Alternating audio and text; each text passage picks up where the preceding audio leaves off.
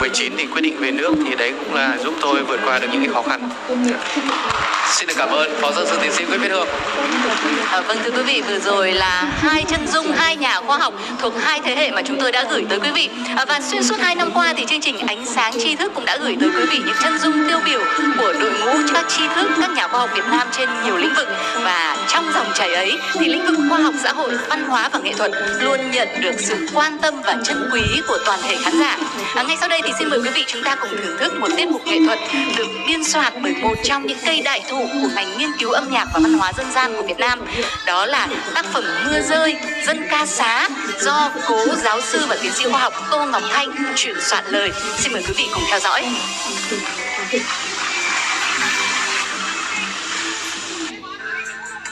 Cùng với sự tham dự của hai khách mời, vâng, vị khách mời đầu tiên xin được trân trọng giới thiệu là tiến sĩ Thái Văn Đào, vụ trưởng vụ giáo dục